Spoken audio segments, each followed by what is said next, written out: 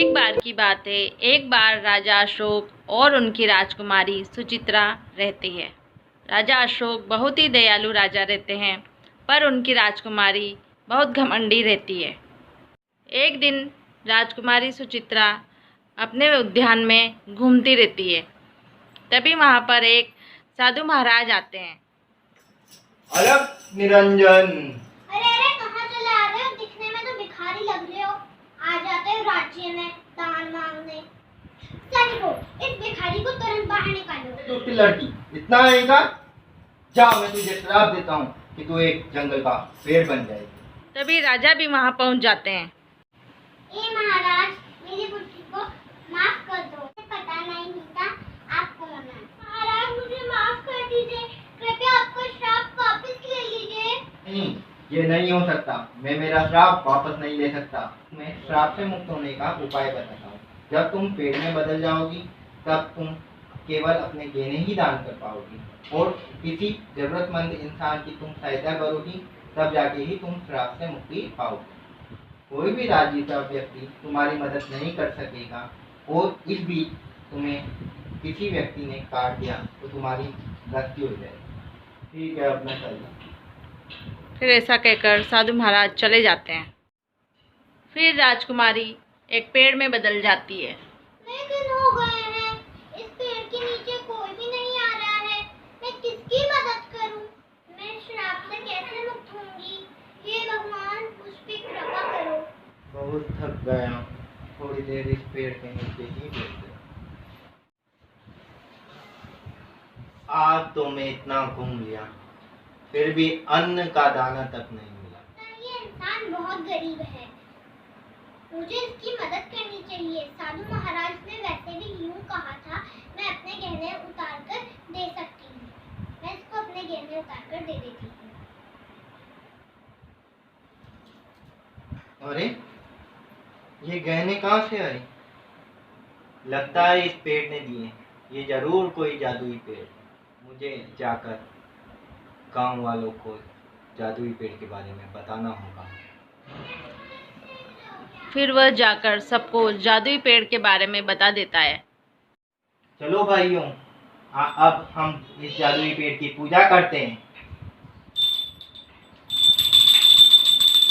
हे जादुई पेड़, मुझे बहुत सारा धन दे दो। हे जादुई पेड़, मेरे पति की नौकरी लगा दो। इस तरह सभी गांव वाले उस जादुई पेड़ से कुछ न कुछ मांगने लग जाते हैं। गाँव वाले मुझे जादुई पेड़ समझकर मेरी पूजा कर रहे हैं और मेरे पास जो गहने थे वो भी मैंने दे दिए। अब मेरे को श्राप से मुक्ति कैसे मिलेगी? फिर कुछ दिन बाद वहाँ पर दो लकड़हारे आते हैं। चल भाई, अब इस पेड़ को काट लेते हैं। अरे नहीं भाई नहीं, ये तो जादुई पेड़ है। इस पेड़ के बारे में बहुत महिमा सुनी है। हाँ, वो तो मैंने भी सुनी है, पर तू ही तो कह रहा था कि ये एक बेशकीमती पेड़ है, इसे बेचकर तू तेरे बेटे का इलाज करवा पाएगा। भाई, वो तो मैं कह रहा था, पर यहाँ पे आकर मेरा मन बदल गया है। इस जादुई पेड़ ने अगर मुझे श्राप दे दिया तो? हाँ हाँ भाई, वो तो सही है। चल अपन चलते हैं यहाँ से। अरे रुको रुको रुको, अरे, ये कहाँ से आवाज आई? इस पेड़ में से ही बोल रही हूँ। तुम कह रहे थे तुम इस लकड़ी को बेचकर अपने बेटे का इलाज करवा पाओगे। हाँ, मेरा बेटा बहुत बीमार है, पर मैं तुम्हें कैसे काट सकता हूँ? तुम खुशी खुशी इस पेड़ को काट कर बेच दो। तुम अपने बेटे का इलाज करवा लो। वैसे भी मेरी अपनी जिंदगी नहीं है, पर मैं किसी के काम का आऊंगी। मुझे इस बात की खुशी होगी, मेरी वजह से तुम्हारे बेटे की जान बच जाएगी। तो भाई, अपन इस पेड़ को काटते हैं। हाँ भाई, चलो। फिर वो दोनों मिलकर उस पेड़ को काटते हैं। राजकुमारी को बहुत दर्द हो रहा था, पर फिर भी वह आवाज़ नहीं निकाल रही थी।